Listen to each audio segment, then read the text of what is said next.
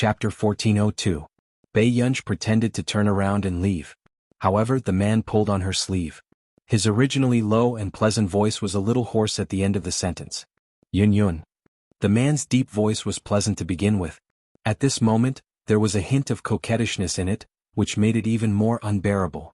Bei Yunj could not stand the contrast between this man who used to have a frivolous temperament. She resisted the urge to touch his head. But not long after. Bei Yunj scanned her surroundings as if nothing had happened and suddenly looked at the man. The corners of her lips curled up. She suddenly tiptoed and reached out to pinch his face boldly, threatening him lazily. If you don't listen, I'll hit you. Do you hear me? However, after she finished speaking, Bei Yunj's hand was held by the man. He even kissed her. Bei Yunj, why was this D***M man getting more and more clingy after he got drunk? Bei Yunj was about to break free from the man's hand, but he held it tightly instead. Usually, Bei Yunj only knew that this slender and well-defined hand was good-looking, but at this moment she could feel the scorching heat spreading from him. Without waiting for Bei Yunj to react, the man lowered his eyes. His emotions were unclear, but he casually opened the gaps between her fingers.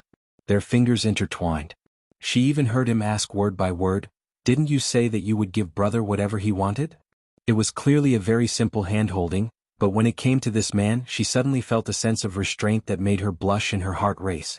Even the temperature and touch of their fingers slowly rubbing against each other made her feel bitter to the bones. You don't remember anything after you drank too much, but you only remember this? Alright, don't speak first.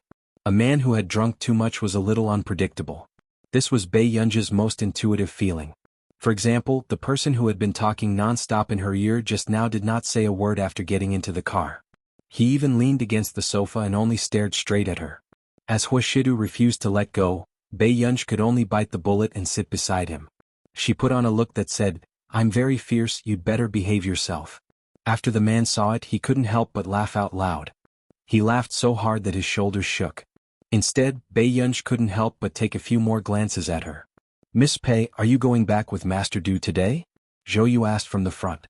Bei Yunj pursed her lips, raised her hand and asked slowly, "Can I leave just because I want to?" Zhou Yu did not even dare to look at Master Du. In his impression, Huashidu rarely drank. Even if he drank too much, he would only remain silent and ignore others. However, he didn't expect Miss Pei to be like a completely different person. To put it bluntly, once Huashidu drank too much, other than Bei Yunj there was no one else in his eyes. Back at the apartment, Bei Yunj turned on the light and pushed the man into the shower. He was using a video conference to discuss old Master Qin's illness with Stephen from Country R's Medical Institute. Yes, old Master Qin's life is temporarily out of danger, but the person who injected old Master Qin with the medicine is determined to make old Master Qin either die or become crippled. Stephen frowned. Old Master Qin has just recovered from a serious illness. If we treat the symptoms and not the root cause, something will definitely happen in the next 3 years. Bei Yunj's eyes turned cold. Her voice was filled with hostility. Is there any way to solve it? The Jie family in Continent K has developed this kind of medicine that old Master Qin needs, but it's not that easy to get it. Stephen frowned. As long as there's a chance. Even if it's a mountain of knives or a sea of fire, I'll take it. Bei Yunj smiled faintly, but her eyes were bone-chilling. However, since he dares to have designs on my old master, he will definitely lose this layer of skin. Chapter 1403. The next day. When Bei Yunj arrived at the hospital, old Master Qin's condition was worse than expected. On the hospital bed, old Master Qin's face was pale and his eyes were tightly shut.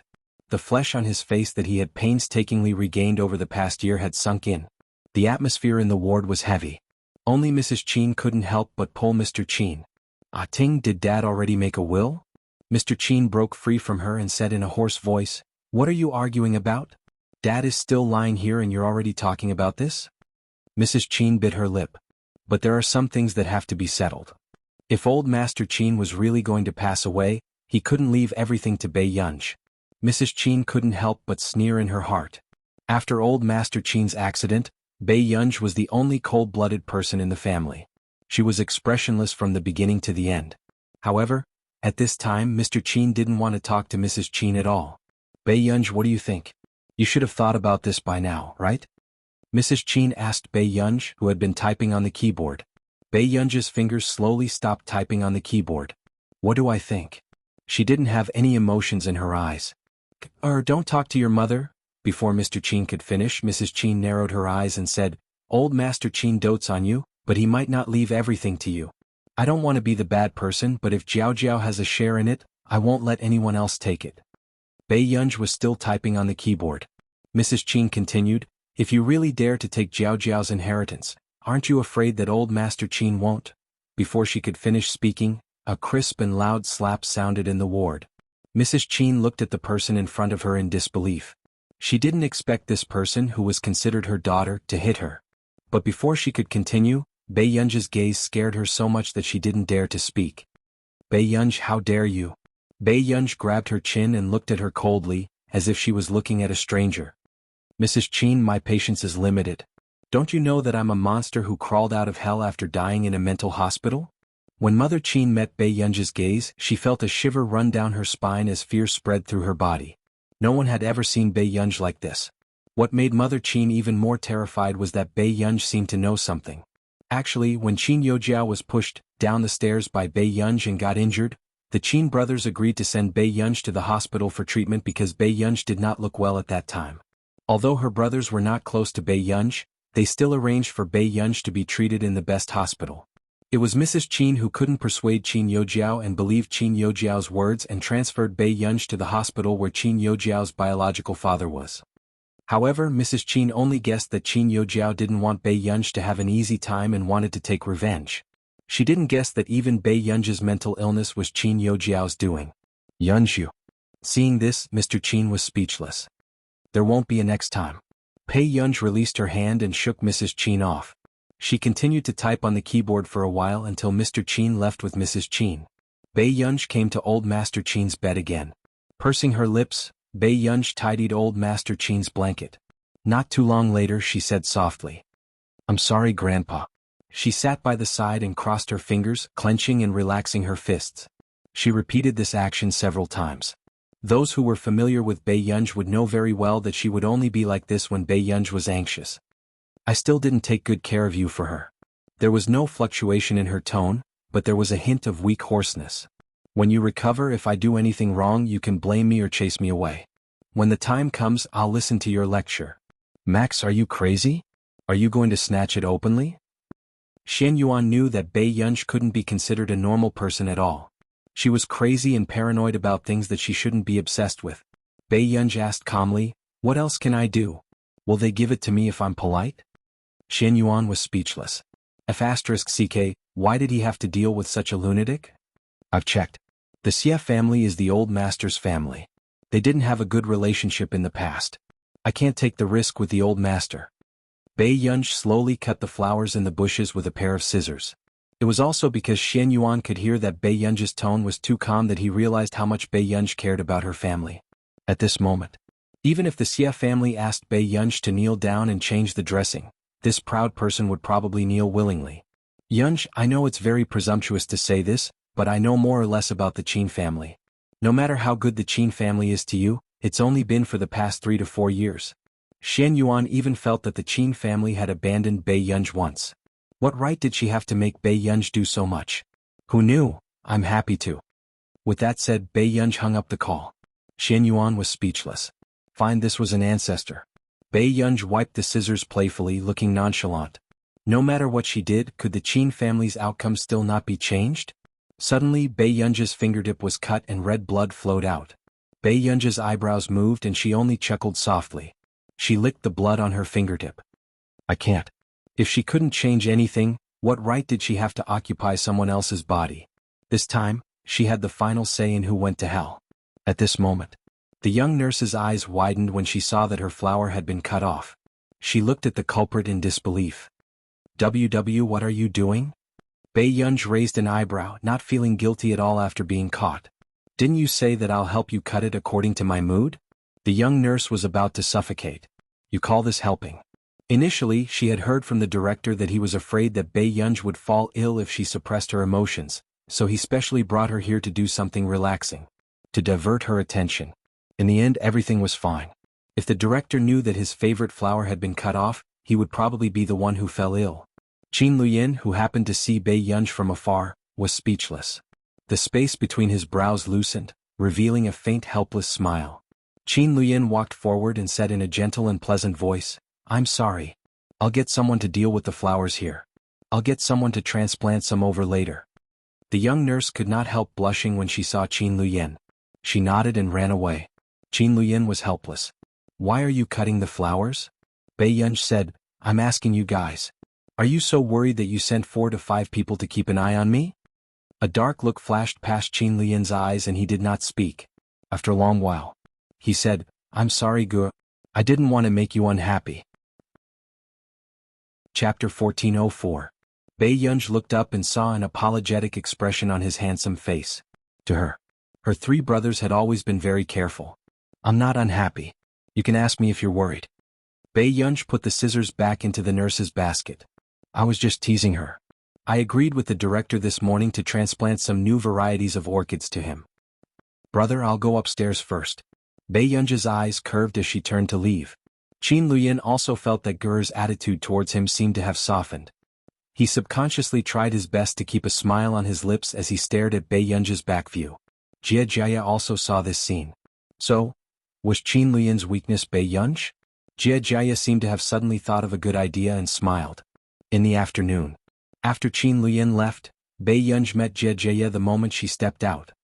"Miss Pei?" Bei Yunj looked up and met the man's eyes. The other party obviously had a motive. Was he from the Jia family? Bei Yunj thought of the information she had found in the morning and looked at him with interest. There was someone who came knocking on her door. Jia Jia felt that something was wrong under Bei Yunj's half-smile, but he couldn't put his finger on it. He just got to the point again. "Can I have a chat with Miss Pei? President Qin might not have mentioned it to you, but we should be considered family a few decades ago. My surname is Jia. Then are you planning to give me a greeting gift?" Bei Yunj asked coldly, so direct that it made one suspect that she wanted to rob him the next moment. Jia Jia was also caught off guard. He was very passive. He didn't even know how to reply. "What do you want as a greeting gift, Miss Pei?" Jia Jia forced a smile.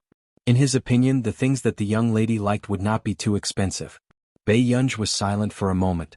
"My brother might not have told you that I'm preparing to transfer to another faculty in my 2nd year." She felt that she had changed to a more acceptable way of putting it, so she said politely, "I just want to study medicine or something. I don't know if anyone can send me to a medical institute or something like that." "Jia Jia?" Her tone was so relaxed that Jia Jia almost thought that Bei Yunj had only asked him to give her a watch or a bag. "Medical institute?" Jia Jia put on a fake smile. He wanted to know how the Qin family raised this little girl. Was she spoiled to the point of being out of control? Asking for a medical institute? "Co Jia." Bei Yunj suddenly spoke, causing Jia Jia to have a bad feeling.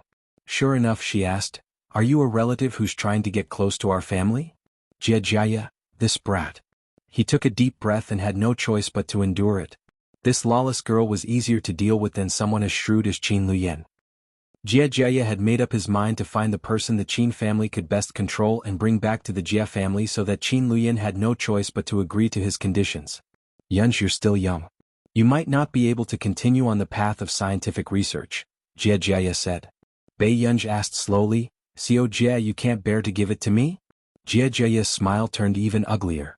No one could bear to give it to her. The Jia family's medical institute was the foundation of the Xia family in Continent K. "Yunj, if you want to go to our Jia family's medical institute to play, it's fine too. You might get tired of it in less than 2 months." Bei Yunj raised an eyebrow. "Then how many tubes of medicine do I want?"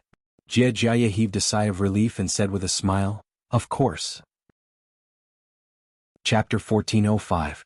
A few vials of medicine were nothing to him. "However, Yunj, you have to go to Continent K to play for a while, okay?" A glint flashed past Jia Jia's eyes. Bei Yunj smiled. "Sure." Jia Jia felt that this matter was developing too smoothly, so much so that he had an inexplicable bad feeling. He could not help but look at Bei Yunj a few more times. He tried to suppress his worry. How big of a hole could a little girl poke in him? However, after Jia Jia left, Bei Yunj quickly answered a call. "Yunj, all 4 of Qi Wuxia's strongholds in the country have been surrounded and annihilated today. Your information is too amazing." Lu Zhongzhou's tone was filled with indescribable admiration. Qi Wuxiu had always been famous internationally.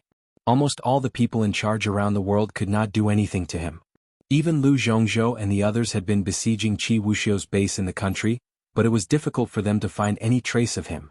In the past 7 years, they had only surrounded and annihilated 2 strongholds. In the end last night, Bai Yunj called and gave them Qi Wuxiu's 4 strongholds. Lu Zhongzhou was afraid that they would run away if they were late, so he got people to split up overnight to catch them. He never thought that he would really catch a big fish this time. Yunj, did you find anything else? Lu Zhongzhou felt that when he received the mission to protect Bai Yunj back then, it was even better than winning the lottery. This time, after surrounding and annihilating Qi Wuxiu's 4 strongholds, he would definitely get a first-class merit in the district. No, these are all his strongholds in the country. The corners of Bai Yunj's lips curled up. Last night, Bai Yunj received the news from CI7 and dug up Qi Wuxiu's background. After calling Lu Zhongzhou, she even sent a copy of the information to the person in charge of our nation. Lu Zhongzhou, who did not know anything, was stunned. So, we annihilated all of Qi Wuxiu's strongholds yesterday? Hearing this, Lu Zhongzhou suddenly remembered something. Wait a minute, Yunj, why are you suddenly so interested in Qi Wuxiu? He had a feeling that Bai Yunj was doing this on purpose. Otherwise, why would Bai Yunj send him a message in the middle of the night? It was as if he was trying to provoke Qi Wuxiu. Thinking of this, Lu Zhongzhou could not help but feel his scalp go numb. This ancestor really held a grudge. Whoever he was unhappy with, he would drag him to raid their lair. Lu Zhongzhou suddenly felt like he was a tool for Bai Yunj. Nothing. I just want to give him something to do, Bai Yunj said slowly. Lu Zhongzhou. He was truly a living immortal. All the international parties were racking their brains to get rid of Qi Wuxiu's base, but they couldn't do anything about it. Only his father could suddenly rise in the middle of the night and wipe out all of Qi Wuxiu's bases in Country A. Continent K. There's no news from the base in Country A? Qi Wuxiu gritted his teeth and asked in a gloomy voice. The person in front of him was almost trembling in fear. They're all cut off. Only there's news from our nation that our people have all been exposed. I don't know who sent a list of names to the person in charge of our nation's international affairs. They're all people from our base. All of them? Qi Wuxiu couldn't suppress his anger as he laughed coldly. I really didn't expect that we would be exposed under someone's nose. He never thought that someone would dare to go against him like this. Qi Wuxiu gritted his teeth. You bunch of trash don't even know who's behind this? P.S. Today is 4:00 p.m. Good night. Chapter 1406. That person said that other than the information provided by her, there was no other trace of the person who copied the information. He braced himself and said. The other party's actions were obviously a slap to Qi Wuxiu's face and a show of strength. But who would have thought that there was someone who could threaten an extremist organization, someone who was even more extreme than them? What kind of crazy behavior was this? An underground organization called Death Scythe had its base raided by someone who came out of nowhere.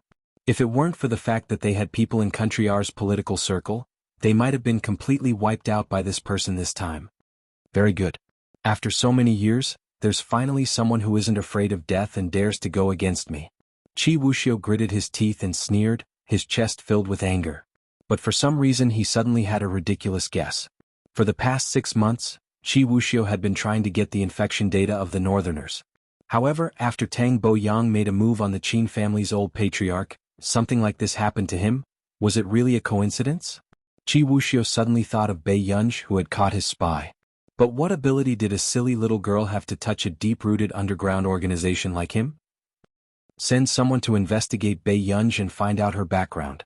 Qi Wuxiu held the prayer beads in his hand. He still looked handsome, but his eyes were cold. Bai Yunj? The subordinate felt that Qi Wuxiu's suspicion was too ridiculous. How could a first-year student be involved in this matter? If she was really the daughter of the Qin family, she must be very capable, right? But under Qi Wuxiu's cold gaze, the subordinate still obeyed the order to investigate. On the other side, Old K from the K-assist called Bai Yunj. Max, an organization in Continent K is asking us to buy information about you. What's the situation?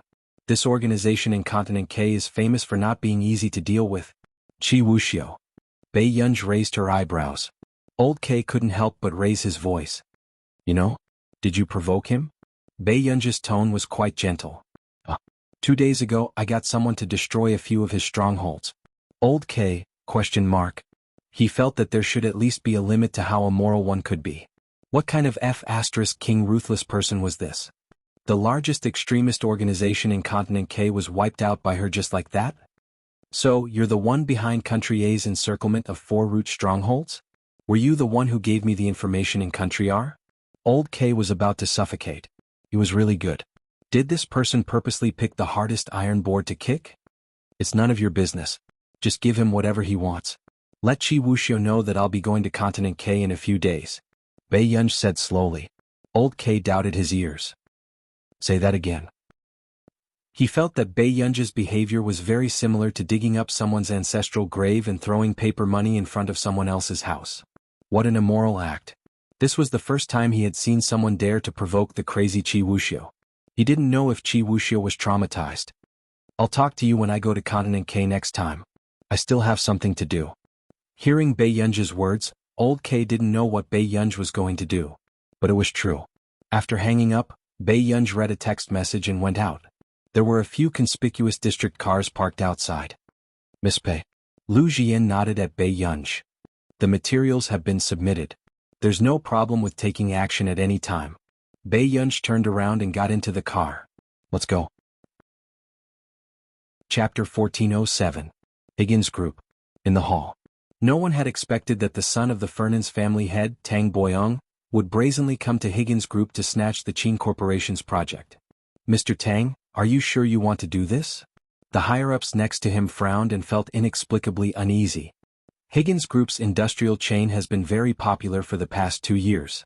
As long as we can get this cooperation, it will be good for our company. Tang Boyong laughed. He leaned back in his chair and turned to look at his distant junior. Isn't that right? Tang Shu. When Tang Shu came to find Tang Boyong, he was ecstatic. Tang Shu was a student from the first batch of Yun University's junior class. Later on, she had also been a core technician in the Qin Corporation. She was a rare technical talent. However, what made Tang Boyong even happier was that Tang Shu was somewhat related to him. I know all the technical cores of the Qin Corporation. There's not that much of a threat. Tang Shu flipped through the book in her hand. Her calm tone showed that she was determined to win. Tang Boyong smiled when he heard that. Because of old Master Qin, the Qin Corporation was also in turmoil. He did not think that without old Master Qin, the Higgins Group would take a fancy to the Qin Corporation. As for that Bei Yunj, even if he knew Higgins, he would still be a businessman. It was impossible for a businessman not to know who was a more suitable partner. What hard technology can Yun City have? It's all about spending money. I want to see how long they can hold on to the Qin family's business territory. Tang Boyong sneered and patted Tang Shu's shoulder.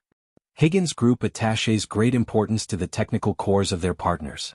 Today's technical competition is also one of the important references for them to choose a partner. Shu, don't disappoint me.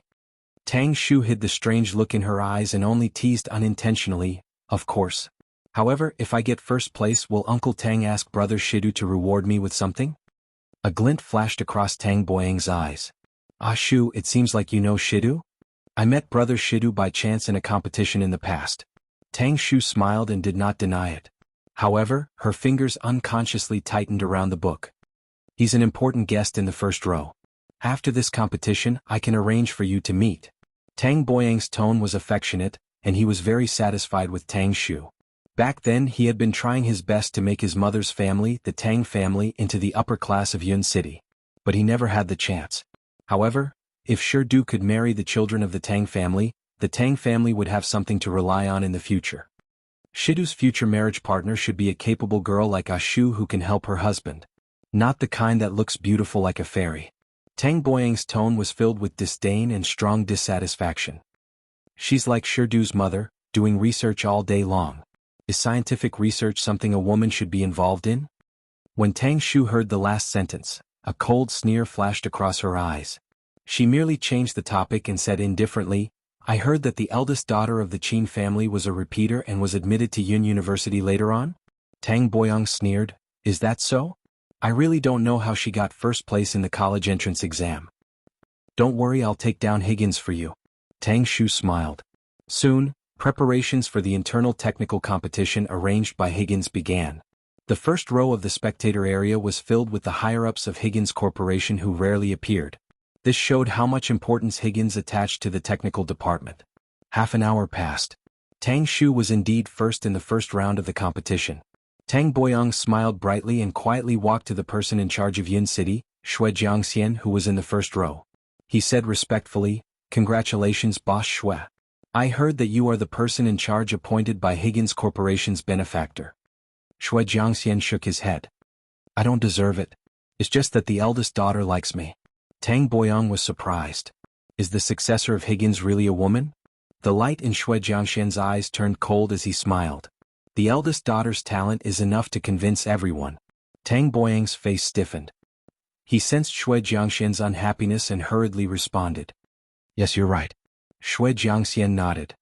Tang Shu is not bad, but her thinking is similar to the technicians of the Qin family. Chapter 1408. Tang Boyang's face was full of smiles as he said, "Intentionally or unintentionally. The Qin Group has indeed seized the initiative in the field of science and technology in recent years. That's why my junior stayed in the Qin Group for 2 years. She was once the technical leader of the Qin Group." These words were clearly telling Shui Jiangxian that the technical core of the Qin Group was brought out by Tang Shu. How could their strength be compared with Tang Shu's? Shui Jiangxian looked at Tang Shu through the screen and nodded with satisfaction. Tang Shu is good. She was even not inferior to the core members of Higgins. Really? Tang Boyang laughed loudly. Then I'm really looking forward to the cooperation between you and Higgins. Who would think? As soon as he finished speaking, a voice not far away attracted everyone's attention. Then I'm sorry to disappoint you this time, Mr. Tang. I'm afraid you won't have this chance. Tang Boyang's expression changed. He turned his head and did not expect to see Lu Jian. This was the famous cold-faced Hades in the investigation team of Yun City. Captain Lu? Tang Boyang inexplicably had a bad feeling. Lu Jian thought that Bei Yunj was still waiting downstairs on the phone and smiled quietly. It seems that Mr. Tang also knows me. Then this matter will be easy. As soon as Lu Jian finished speaking, he walked up to Tang Boyang and handcuffed him before anyone else could react. Tang Boyang suddenly raised his pale face. He could not suppress his panic. Captain Lu, what do you mean?" Tang Boyang had done some research on some important people before coming to Yun City. The Lu family behind Lu Jian was not a small family. So Tang Boyang also knew that he should not provoke him. "I'm sorry, Mr. Tang. I just got the evidence of the murder of President Qin of the Qin Group. All the signs show that you can't get away with it. So today I'm here to inform you that you have to go back with me."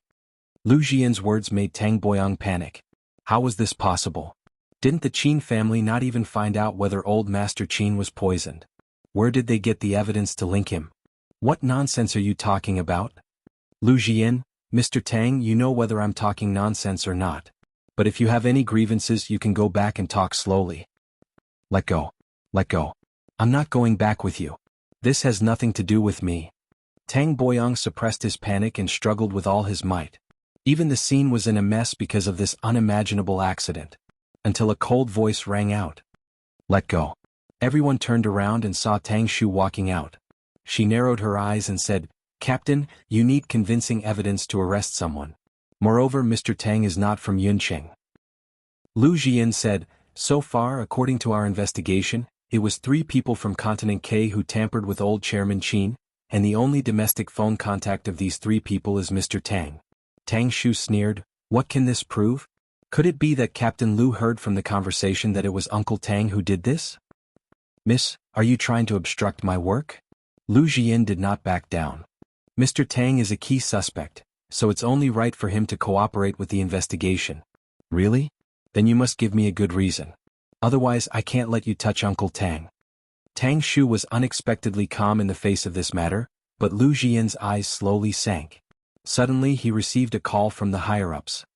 "Jian, are you investigating President Qin's death?" The people from CI7's Yunqing department came to ask. "Someone is protecting Tang Boyang. Let him go first." Lu Jian's face darkened even more. What? Don't be reckless. Just listen to the higher-ups. There's no need to confront CI7 at this juncture." After that, the other party hung up. Lu Jian turned around again and saw Tang Shu looking at him with a smile. "I told you, Captain, you can't take away the person I want to keep." At this moment, Tang Boyang turned his head abruptly and realized that the distant junior who came to him because he thought she had no one to rely on actually had a background that could not be underestimated. "Let's get to know each other again. You're Captain Lu, right? I'm Tang Shu from CI7's Yunqing department. As soon as Tang Shu's voice fell, the surrounding people looked at Tang Shu differently. This girl was actually from the International Intelligence Organization CI7? One had to know that CI7 was the #1 international intelligence organization. Not only did it communicate with tycoons from all over the world, but it was also because of CI7's intelligence that country R was able to avoid a financial crisis more than 10 years ago. Such an intelligence organization could even influence a country. How many people from all over the world were racking their brains to build a relationship with CI7's internal personnel? But who would have thought that this young girl was actually a member of CI7's Yunqing department? Facing everyone's gazes and envy, Tang Shu was used to such a home ground and remained expressionless.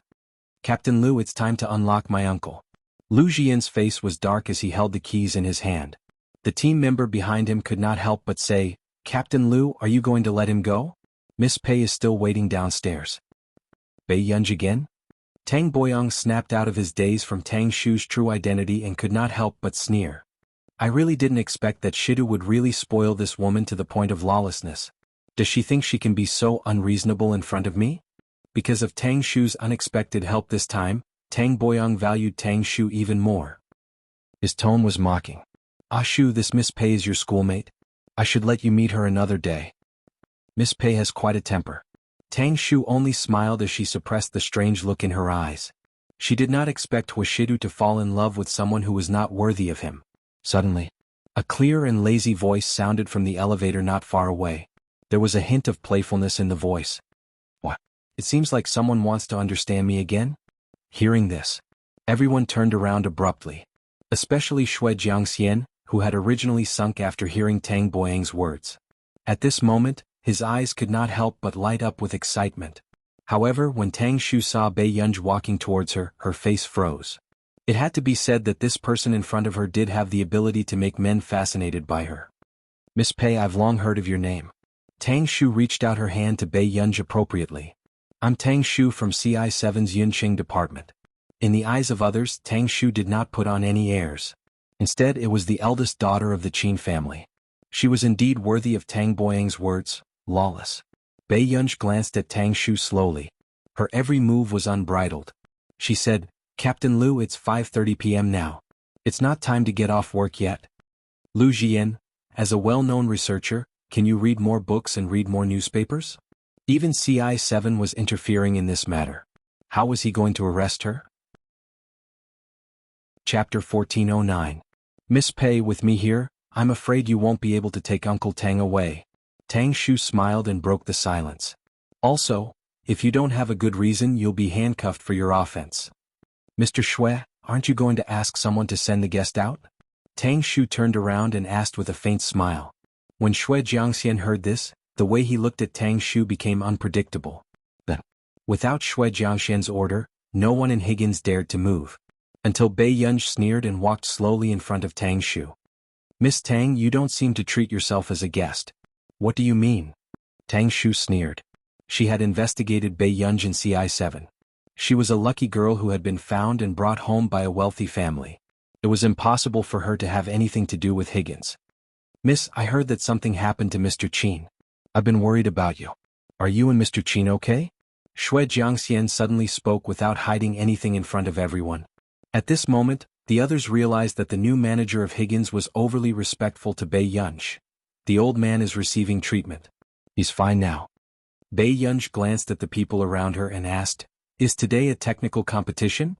Yes. Xue Jiangxian nodded. The technical competition was set up by Bei Yunj. Therefore, it was impossible to work with Higgins if one didn't have some skills. You guys can continue. Don't let the Qin family go through the back door. Bei Yunj played with the rolled-up paper in her hand lazily and said in a casual tone. Xue Jiangxian was speechless.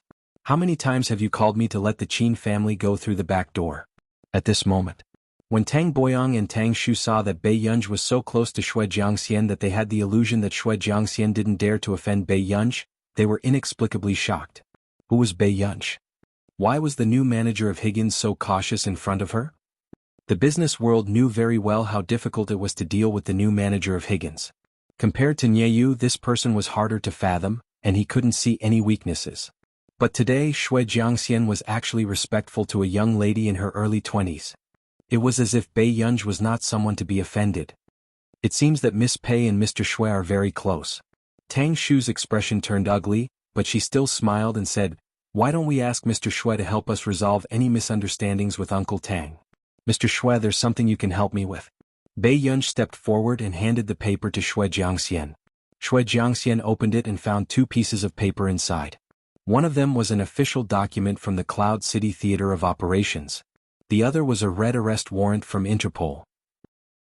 Arrested person, Tang Boyang. Date of arrest, December 7, 20XX. Official Seal Department, International Criminal Police Organization. Official Seal Department, Yun City Theater of Operations. Command. Shui Jiangxian was stunned. Even Lu Jian was rendered speechless by these 2 documents.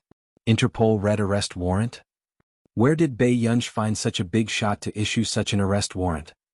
Unfortunately, Mr. Tang, Miss Tang, no one can stop me from taking anyone away today. Bei Yunj spoke slowly as if she had suddenly thought of something interesting. She chuckled lightly and said, "You don't say, it's quite offensive." Chapter 14:10.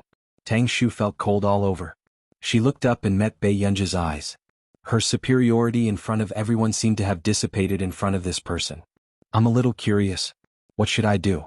Miss Tang, so what if I offend you?" Bei Yunj's frighteningly bright almond-shaped eyes were not smiling at all, as if she could see into the depths of a person's heart. Tang Shu froze. Her face turned pale. She didn't know why, but facing this person for the first time, she felt so ashamed that she couldn't show her face. At this moment, the atmosphere of the whole place instantly froze. For some reason, even though no one knew the identity of the eldest daughter of the Qin family, no one dared to provoke her. "Captain Liu, it's time to get your job done." Bei Yunj glanced at Tang Boyang casually and turned to leave. Tang Boyang panicked when he saw this scene. He couldn't help but threaten, "Bei Yunj, how dare you treat me like this? Aren't you afraid that Shidu will fall out with you?" Tang Boyang roared furiously from behind. The others were silently watching Bei Yunj make a fool of herself, but the people in front were indifferent. "Is that so? Then everyone present, don't talk nonsense in front of my brother." Bei Yunj's tone was slow as she said with a smile, "It wasn't easy for me to trick him. I don't want to cause trouble for anyone over such a small matter. Shui Jiangxian, Lu Jian, look, as long as you're righteous, it doesn't matter if you're a human or not." After Lu Jian got someone to handcuff Tang Boyang, Tang Shu quickly struggled out of this ridiculous sense of inferiority. "Bei Yunj." Tang Shu was almost gnashing her teeth as she gloomily watched her leave. But Bei Yunj didn't even turn back. This made Tang Shu feel that standing here foolishly was more humiliating than being slapped in public by this woman. Tang Shu sneered and took out her phone to make a call. Then she followed her to the police station. "Captain Liu, what's wrong with you? Didn't I tell you to retreat? You even brought her back?" When the colleague saw Lu Jian, he immediately pulled Lu Jian aside as if he had seen a ghost and asked in a low voice, "Did he think that he was being promoted too quickly and was trying to get punished?" "The higher-ups gave the order," Lu Jian said. "What order?" "I heard that Tang Boyang's people from CI7. We don't have to be rash and cause trouble." His colleague said bitterly, "Aren't you afraid that the director will hold a meeting with you? See for yourself." Lu Jian stuffed the documents into his colleague's hands. His colleague didn't care at first, but when he saw the 2 documents he was stunned. International Criminal Police First Investigation Organization's red warrant. And from the War Zone Command? Her colleague couldn't help but raise her voice. "Where did you come from?" "You'll have to ask that, father." Lu Jian raised his chin towards Bei Yunj. The colleagues asked that girl? How could she possibly know someone from the War Zone, and even someone from the International Criminal Police Organization? Just as the colleague was in a daze, the bureau chief that the 2 of them were talking about arrived. What was even more unexpected was that Tang Shu, whom they had just met, was with him. Tang Shu smiled and glanced at them. In the end, her gaze stopped on Bei Yunj. "Bureau Chief Yang, sorry to trouble you with this matter. Why are you being so polite with me?" Bureau Chief Yang asked with a smile. "I know that Bureau Chief Jiang values you. I wonder, how is Bureau Chief Jiang recently?" Tang Shu straightened her back and smiled gently. "Since Bureau Chief Yang is so concerned, why don't you ask Bureau Chief Jiang yourself later?" Bureau Chief Yang's eyes widened. "Bureau Chief Jiang will come today." Chapter 14:11. In the past 2 years, Director Yang had put in a lot of effort hoping to get to know Jiang Song, the director of the CI7 Intelligence Bureau. However, Jiang Song had always been low-key and elusive.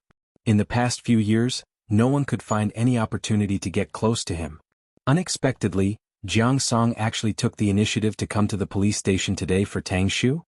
Then wouldn't they have a chance to have a good relationship with the CI7? Tang Shu smiled indifferently and alienated. Well, but Director Jiang probably doesn't want too many irrelevant people.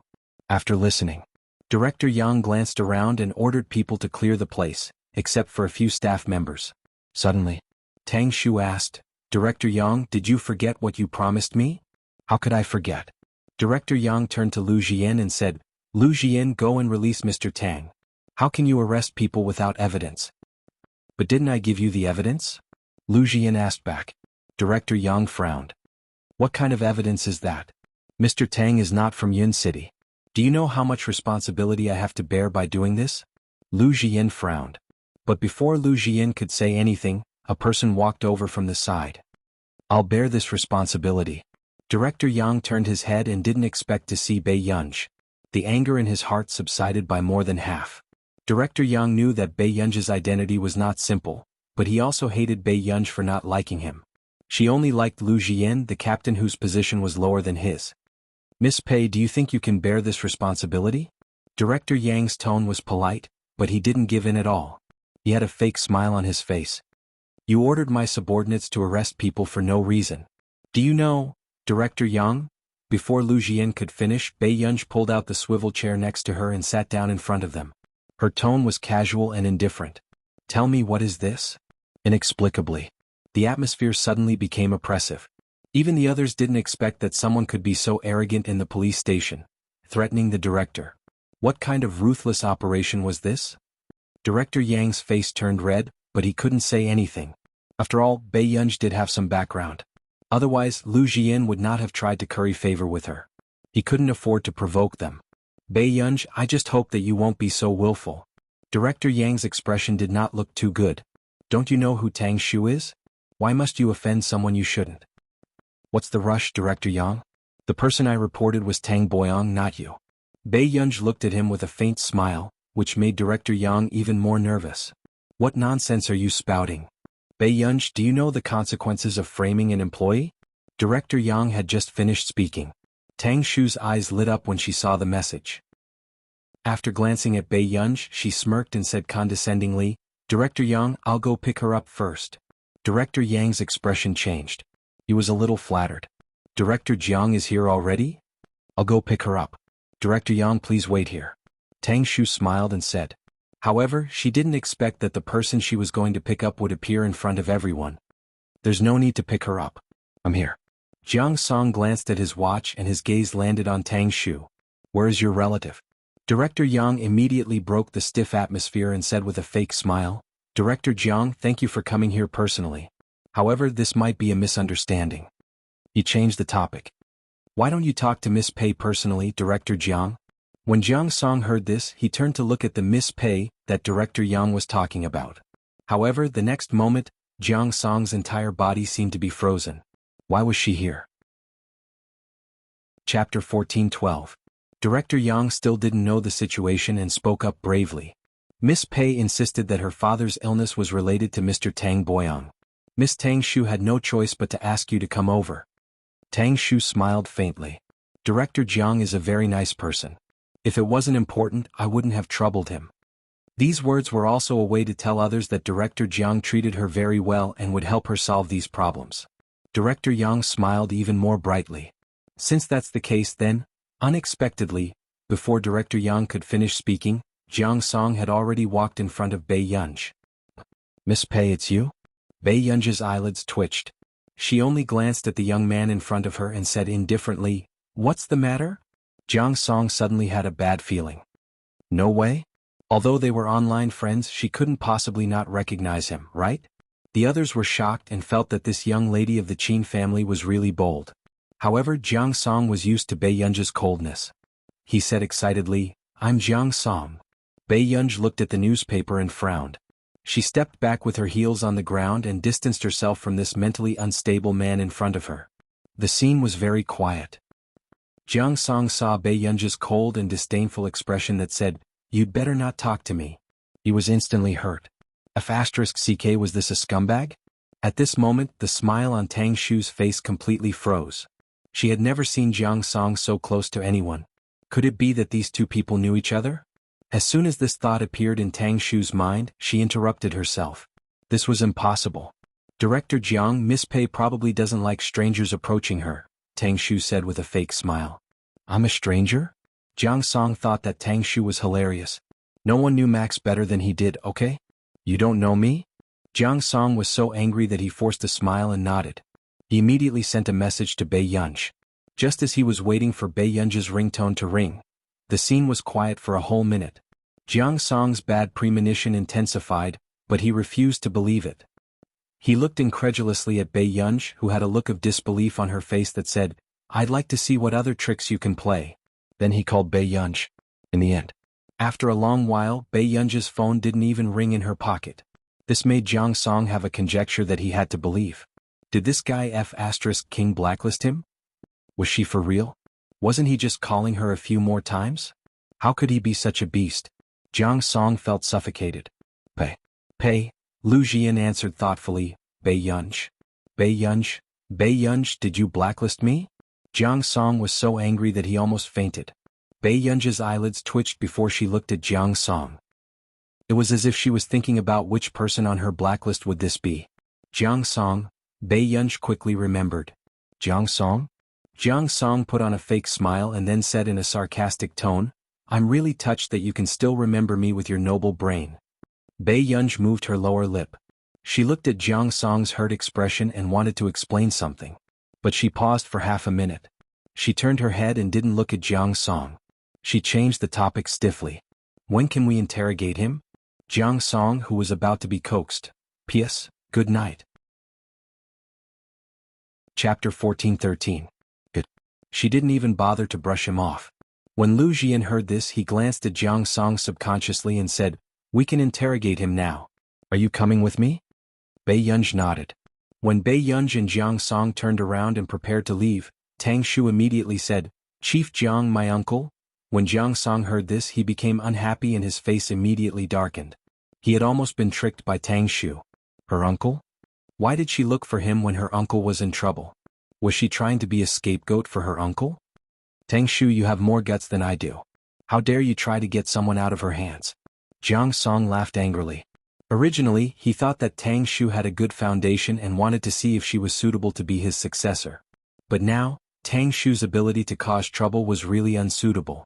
Tang Shu and Chief Yang's expressions changed when they heard this. They knew very well that the she Jiang Song was referring to was none other than Bei Yunj. Even Jiang Song didn't dare to provoke her. Where did this Bei Yunj come from? Chief Yang regretted it even more at this time. He could only smile and ask, Are you and Miss Pei friends? The smile on Jiang Song's face was even more frightening. Who knows? After all, not many people's friends would be on the blacklist. Chief Yang was speechless. Tang Shu secretly clenched her fists when she thought about how that person liked Bei Yunj. She asked stubbornly. Chief Jiang, my uncle is the former heir of the Fernan's family. Do you really think that I can't afford to offend Bei Yunj? When Jiang Song heard this, he completely lost his good impression of Tang Shu. Tang Shu, I've reminded you about this. He caught a glimpse of a foreign document on the table from the corner of his eye. It was an Interpol red warrant. Jiang Song's pupils shrank, and he couldn't come back to his senses for a long time. He knew very well that in the international field, there were no more than 3 people who could issue this red warrant in such a short time. And the most likely person to secretly help Bei Yunj was the founder of CI7, who had disappeared a few years ago. Jiang Song sneered and continued, Let's not talk about Bei Yunj first. Who do you think issued this red arrest order? With that person's identity, even the people from the headquarters did not have the ability to interfere. The Fernan's family? Do you really think they have the guts? Tang Shu's face immediately turned pale. She couldn't help but bite her lips. She couldn't stand steadily and was on the verge of collapsing. Her voice was a little sharp and trembling, as if she was still unable to accept reality. A red warrant? How was this possible? Tang Shu stood far away at that time. She only thought that the 2 pieces of paper from Bei Yunj were red documents issued by Yunqing at most. Therefore, Higgins' men did not dare to offend Bei Yunj. However, CI7 was not bound by any country. That was why she boldly found Jiang Song. She wanted to use the status of an international organization to take the opportunity to pressure the Yun City Department. However, he never thought that Pei Yunji's other document would come from Interpol. Jiang Song couldn't be bothered to say more. He only said, with Pei Yunji's personality, why would she provoke her for no reason? Whatever your uncle has done, you should let him bear the consequences. At most, let him go to jail for a few years. When Pei Yunji's anger subsides, she won't dislike you. Tang Shu suddenly felt that this matter was ridiculous. She had always been looked up to by others. She still had to wait for Pei Yunji's anger to subside and hope that Pei Yunji wouldn't mind her. After Jiang Song left, Director Yang finally saw the red headers of the command center of the theater of operations as well as the arrest warrant from Interpol. He almost passed out. He had never thought that Pei Yunji would actually bring the highest arrest warrant from the war zone headquarters in Interpol. However, Director Yang regretted it even more when he thought of what he had just done. Chapter 14:14. He actually helped Tang Shu mock Pei Yunji? Director Yang's heart sank. If he had known that Pei Yunji had a close relationship with the war zone headquarters, he wouldn't have ruined his future here. It was all Tang Shu's fault.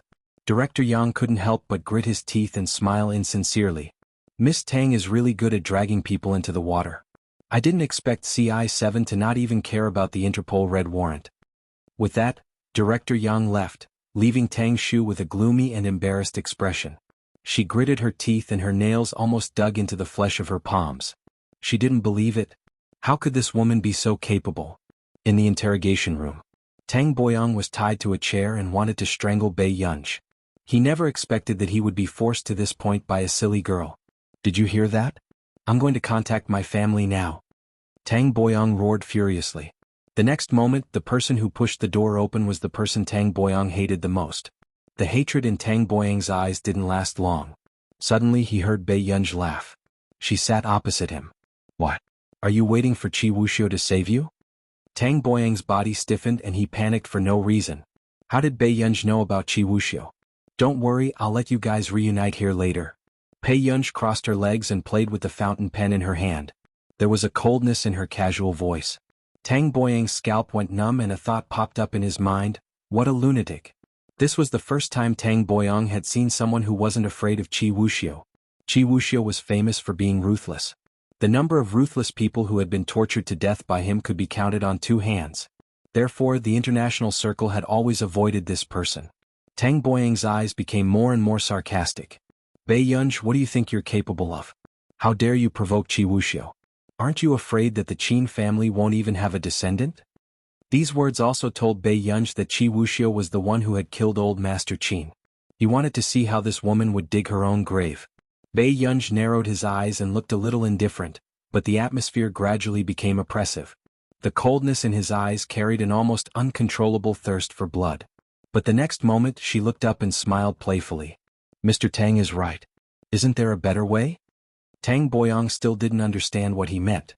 She propped up her cheek with one hand and asked lazily, if Tang Boyong finds out that you were the main reason why his bases were destroyed twice, he'll be furious. Do you think he'll find a way to get you out and break your bones one by one? When Tang Boyong heard this, he immediately felt a chill down his spine. What nonsense are you talking about? He suddenly realized something and his voice became uncontrollably distorted. How do you know that Qi Wuxiu's base was destroyed? Tang Boyong felt a chill run down his spine as he frantically tried to break free from the prison chair. It's you? You did it, didn't you? He had never thought that the person who could destroy most of Qi Wuxiu's forces would be Pei Yunji. Even now, Qi Wuxiu probably didn't know who had targeted him. Huh? Is that so? Pei Yunji slowly curled the corners of her lips and looked at Tang Boyong, who was about to break down. Then in 2 days, when Qi Wuxiu goes crazy and comes looking for you, you can tell him yourself. Pei Yunji, you lunatic. What are you trying to do? Tang Boyong knew that Pei Yunji wanted Qi Wuxiu to mistake him for a traitor so that Qi Wuxiu could kill him personally. This person was an evil spirit who had crawled out of hell. Chapter 14:15.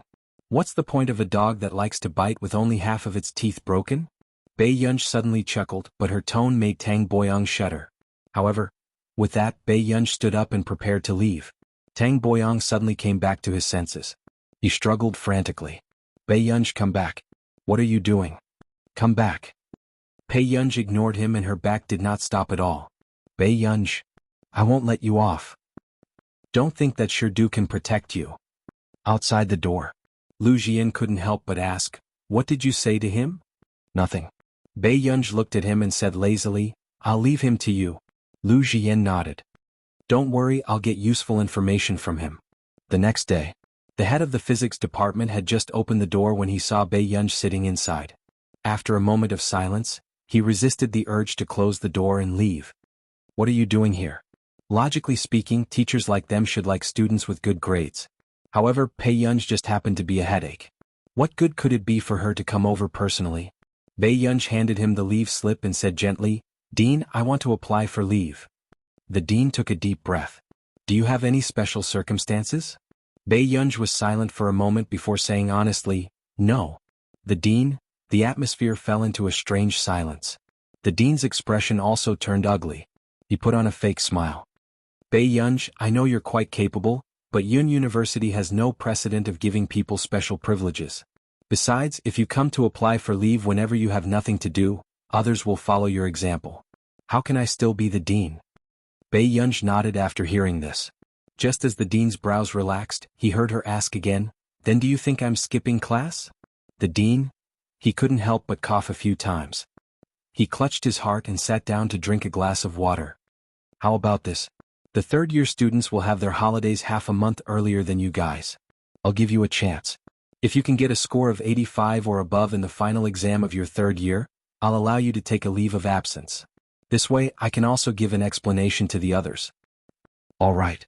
Perhaps because Bei Yunj agreed too quickly, the dean choked on his water again. He raised his head abruptly and asked, Are you serious? Bei Yunj answered casually, Yes. If you don't get 85 marks this time, you won't get any final results, and I won't give you a leave of absence in the future. The dean placed the teacup on the table and said calmly. Obviously he had a card up his sleeve. Pei Yunj licked the corner of her lips as her eyes curled up lazily. Sure. After Bei Yunj left, the other professors couldn't help but turn their heads to look at the dean, as if they were condemning him with their eyes. What kind of joke was this? This year's third-year physics students were using experimental teaching materials. It was very different from what Bei Yunj had learned in the physics textbooks in the country. Not to mention Bei Yunj, all the third-year students in this year's cohort were having a hard time learning. Therefore, even among the students in this year's cohort, no one was confident that they could get more than 85 marks in all the subjects. Wasn't the dean obviously trying to trick them? Dean, be nicer to our department's seated players. The female professor from the physics department muttered, Is there anyone who plays such dirty tricks like you? The dean was disapproving and proud. What do you mean by playing dirty tricks? All is fair in war. Chapter 14:16. The dean grabbed a handful of fish food and walked to the transparent fish box to feed it. Our Yun University child is good at everything, but he's too arrogant and doesn't know the immensity of heaven and earth. Isn't this Bei Yunj the first one to suffer? He's very unruly. The dean snorted. He was already looking forward to the outcome of this group of arrogant people being beaten up by society. This time, the one who came up with the exam paper is Professor Smith, who transferred from Neely University. I won't let him show mercy. I have to teach this group of immature brats a lesson. In the living room, Hoshidu was listening to the economic news as he casually scanned the documents in his hand. Only old Master Fernanz's face darkened with anger. He leaned on his walking stick and said angrily, What do you mean by this? I know you don't have a good relationship with Roland, but is there anyone who would send their biological father to jail like this? Zhou Yu frowned and instinctively defended him. Old Master, this has nothing to do with Master Du. As soon as he finished speaking, Hoshidu glanced at him unhurriedly, making Zhou Yu immediately shut his mouth and stop talking. It has nothing to do with you? If it has nothing to do with you, then who else in Yuncheng can touch Roland? Fernanz did not believe it. He had always been angry and heartbroken at his biological grandson. He felt sorry for Hoshidu for not doing well, but he was also angry that he always acted on his own. He did not care who said it. The assistant who had been following Tang Boyang saw that Hoshidu did not intend to explain, so he could only say, Old Master, it has nothing to do with Mr. Hua. It's mainly because of the young lady from the Qin family in Yuncheng. As soon as he finished speaking, the man who had been silent suddenly raised his pale-colored eyes. His gaze made one's heart palpitate. The assistant felt a chill in his heart. He subconsciously lowered his head and did not dare to say anything bad about Bei Yunj. Miss Chin? Fernans thought for a while before he suddenly remembered. Is that girl Bei Yunj? Zhou Yu saw Fernans looking over and immediately turned his head guiltily. However, Fernans understood. It was actually Bei Yunj who did it. At this moment, the man sitting on the sofa turned off the television and slowly said, "Grandfather wants to interfere, so I won't stand by and do nothing." This was the first time Huashidu had called him that, so Fernans was stunned for a moment. But he quickly realized what was going on. Didn't Huashidu's words mean that he was obviously siding with an outsider and saying that he would protect that brat? Fernans' face immediately darkened. I really have a good grandson. Fernans could not suppress his anger. Alright. Then let me ask you, how did Roland provoke that girl? Why are you so cruel? Huashidu asked. Why don't you go and ask? Seeing the two of them arguing, the old butler, who had been silent, also spoke up in a low voice. Sir, it seems like it's because Miss Pei's biological grandfather was poisoned and is still in a coma. It's related to Roland. What? Fernan's expression changed. When he looked at Huashidu, he realized that this was true. Next. Just as Fernans was speaking in a low voice, if that's the case, I'm sure that girl won't be able to sleep these few days. She must be feeling heavy-hearted. For the sake of her family, she has no choice but to. Suddenly, a casual voice came from the corridor outside. Aunt Meow, hello Aunt Meow. Have you seen where my good brother is? Aunt Meow suppressed the corners of her lips that were curling up desperately and coughed. She gestured for Bei Yunj, who was blowing bubble gum and holding a bag of snacks in her pocket, to look inside. Bei Yunj subconsciously turned around and looked at 4 or 5 people coldly. Chapter 14-17. For a moment, the atmosphere fell into an awkward silence. Then the man lowered his peach blossom eyes and walked out to Bei Yunj's side. He saw that Bei Yunj was chewing bubble gum silently and did not say a word. He found it funny and casually used his long fingers to stroke the black hair by her cheek. What's wrong? Bei Yunj looked at the man in front of her. She felt that this person was up to no good, but she still said, "It's a little embarrassing." As expected, the man's originally indifferent expression disappeared. He could not help but lower his head and bend down to press his forehead against the little girl's neck. Bei Yunj was very sensitive at this moment and was vaguely angry from embarrassment. Huashidu. She was expressionless. You're secretly laughing. Brother isn't. The man's clear breath was filled with a magnetic smile. Bei Yunj felt the man's short hair on her neck. It was a little ticklish and her ears slowly turned red. Dog man. The man held Bei Yunj's hand and slowly inserted his fingers into hers. This action was indescribably ambiguous. He suddenly spoke leisurely. Yunyun, don't scold people secretly. Bei Yunj wanted to scold him even more. Seeing that the little girl was really unhappy, Huashidu immediately coaxed her intimately. However, his laughter was low and hoarse. His light tone was seductive and seemed to be teasing the wind beside her ear. It's okay. Didn't my good brother come to pick up our Yunyun? Back in the living room. Fernans was already sitting on the sofa, drinking the tea made by the old butler. Why are you here? Fernan's tone was not good, as if he did not welcome Bei Yunj. Bei Yunj's face was not red and her heart was not beating fast. The exam is in a few days. I want to go home and ask my brother to help me revise. This sentence shocked Zhou. Miss Pei's ability to brag without thinking was getting better and better. Fernans asked in disbelief, Don't tell me you repeated your year again?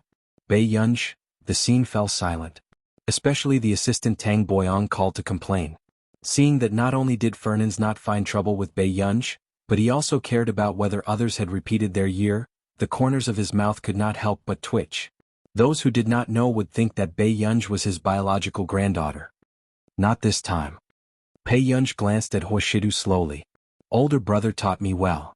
As soon as she finished speaking, Zhou Yu glanced at the man whose expression was normal and allowed Bei Yunj to fool around. His eyelids twitched uncontrollably. Sir, you are so concerned about me. Bei Yunj's lazy words sounded like she was sighing, making Fernan's face turn red. Fernans? Bei Yunj. Then the old master changed the topic as if he was firing at Huashidu again. If we, the Fernans family, can't even teach our own wife well, how can we hope to teach our future children well? Huashidu glanced at Bei Yunj casually and said, I will teach them well. Bei Yunj turned to look at him. Fernand's was satisfied, but the assistant was anxious. He immediately lowered his voice and said, "Sir, then Mr. Roland why? Do you think the surnamed Fernand's is Roland's protection?" The old master's tone was calm, but it carried a dignity that brooked no argument. Chapter 14:18. The assistant wanted to say something but hesitated. In the end he shut his mouth. "Since this matter has something to do with the Chin family, let the little girl's family investigate." Fernand's tone was calm. "Our Fernand's family can't afford to lose face like this." Bei Yunj subconsciously looked at Fernand's. She did not expect the old master to say that. The old butler looked at Fernand's, but his heart was as clear as a mirror. Although the old master was a good person, he was still protective of his children. The old master was determined to make Tang Boyang accept the punishment because he really liked Miss Pei.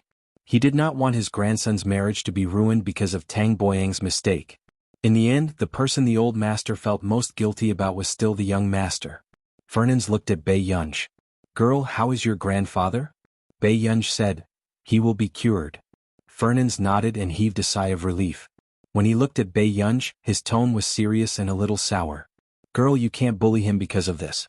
Someone doesn't even care if he betrays his family for you." Bei Yunj heard this and looked at Huashidu beside her. He continued, "Whatever mistake Roland made, I'll make him bear the consequences." Fernand's left. In the car, the old butler couldn't help but say, "Sir, actually, you dote on Mr. Roland very much. You can ask Miss Pei." Fernand shook his head. He looked much older than before, but his silver-white hair was still combed neatly, like a refined old gentleman from the last century. "Chumi, I did a lot of wrong things in the past, so much so that I'll live with the guilt of my conscience for the rest of my life." His wrinkled hands were like the bark of an old tree, and his fingers rubbed his walking stick. "I betrayed God. Some sins and punishments can only end with my life." He had let his wife down. He had also let Roland's mother down, and he had not taught Roland well. Therefore he did not want Huashidu to have any more regrets. "Brother seems to have found out earlier than me." Bei Yunj looked straight at the man, not questioning him. The man looked at her sideways. Although he didn't admit it, the way he looked at her was deliberately teasing her. Bei Yunj thought of Fernand's words just now and did not intend to force Huashidu to admit it. Instead, she could not help but laugh. Just as Huashidu thought that the young lady was about to fly into a rage out of humiliation, Bei Yunj suddenly walked towards him. She only tugged at his sleeve with one hand and leaned her head against his firm and warm chest. The man paused for a moment.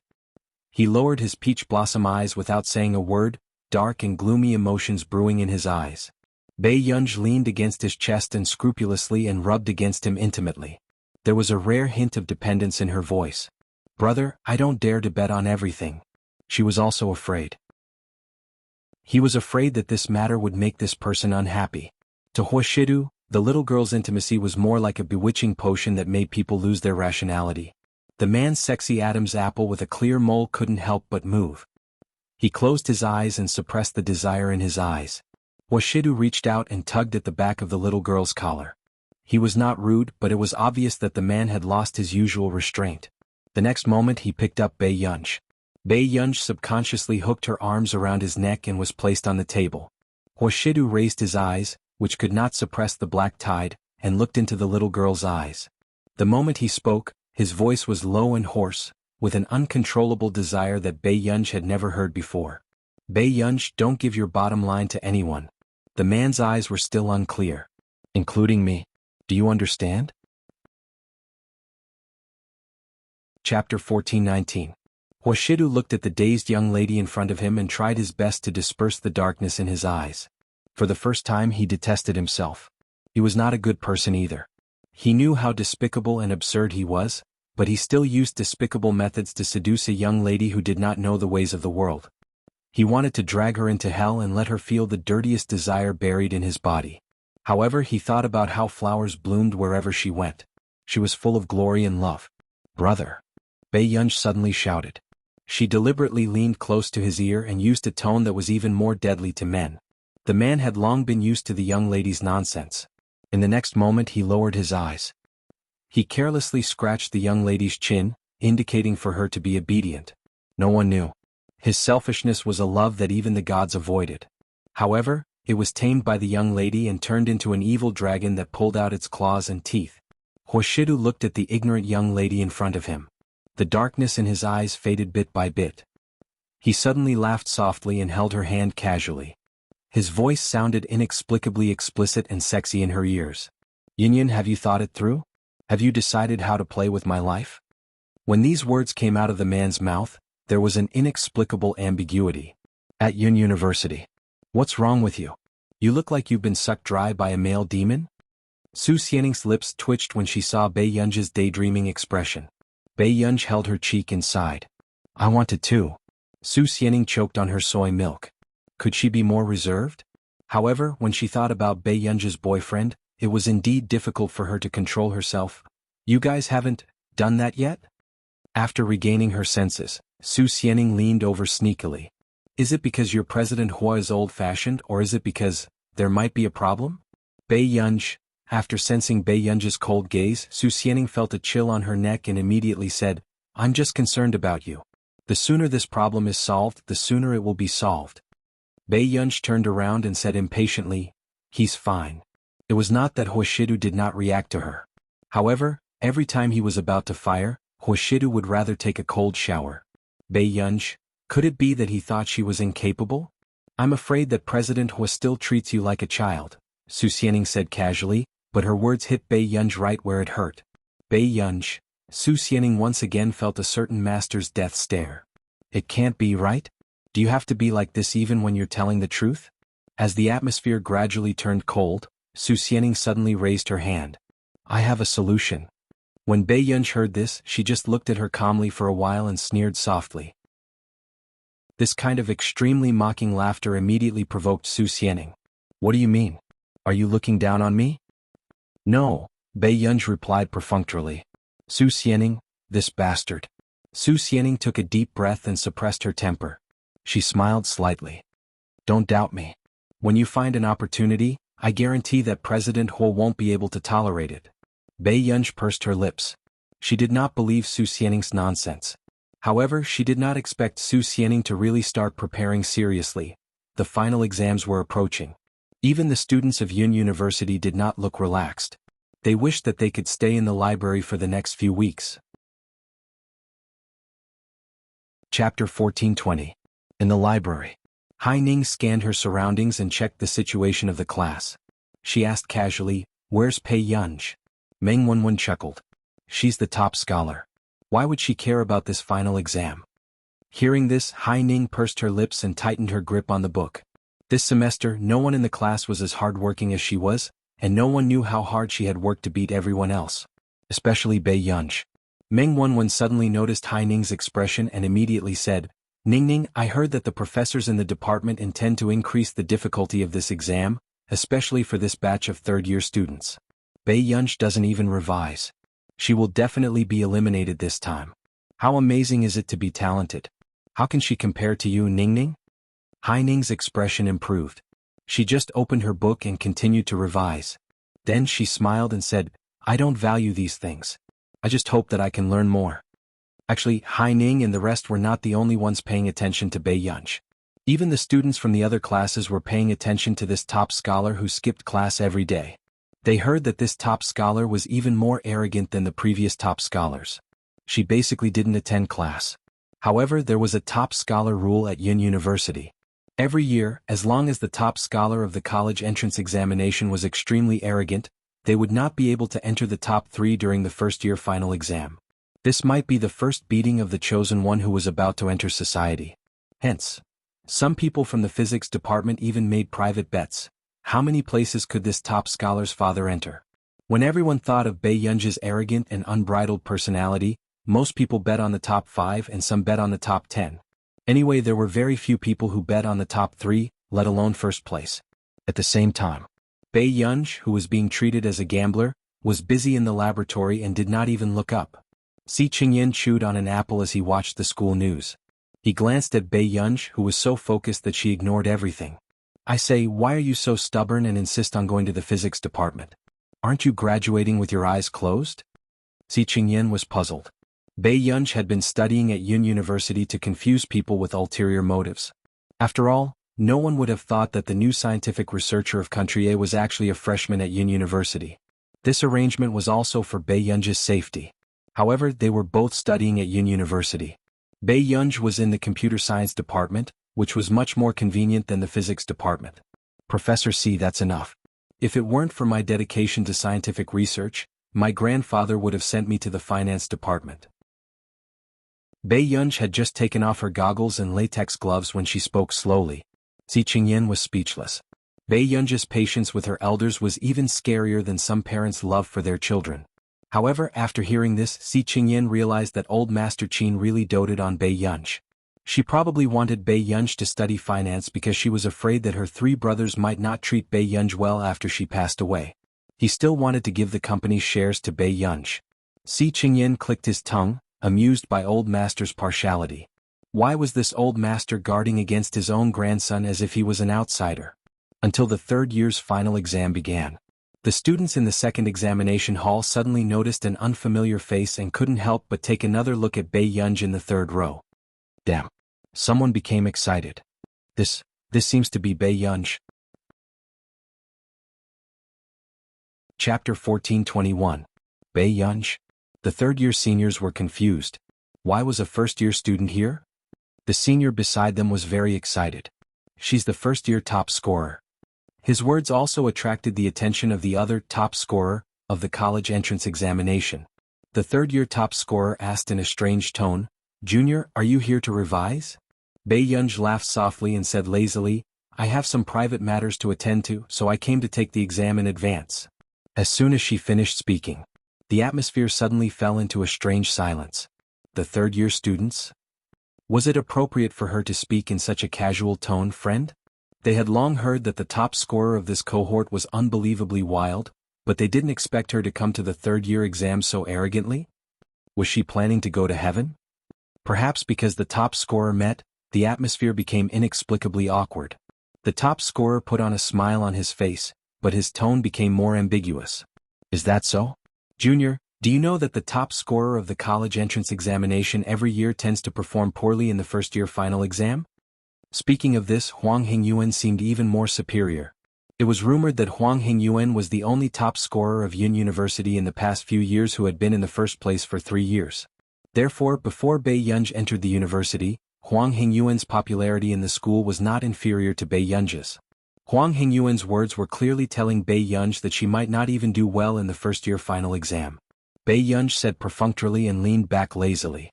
Her eyes were indescribably unrestrained and unrestrained. "I don't know." As soon as she finished speaking, the other third-year students were speechless. In the past, in the eyes of the freshmen, they would be respectfully addressed as seniors. When they met the members of the student union, they would also obediently praise them. However, when this person sat here, her aura inexplicably suppressed the others and made them speechless. Moreover, they felt that the way Bei Yunj looked at them seemed to be saying, "This group of seniors is not good enough." The third-year students, F***CK, they had never met such an arrogant person in their lives. After the exam began, these third-year students suddenly wanted to laugh wildly when they saw the computer test paper. The new top scorer definitely didn't know that the third-year final exam had a special scope. Didn't they, the third-year students, spend all night in the library for nothing? Thinking of this, the group of students became even more fired up and began to answer the questions crazily. The dignity of the third-year seniors must be maintained. However, half an hour later, the third-year seniors who had yet to establish their dignity withered. Looking at the remaining half of the questions, they almost blacked out. Professor Smith was a ruthless man. Was this paper for a human? Meanwhile, Huang Zui was drinking tea with the other professors in the physics department's third-year supervisor's office. "I bet these kids won't be able to finish it in less than an hour." Smith's face was filled with pure joy. Huang Zui's mouth twitched at Smith's Chinese.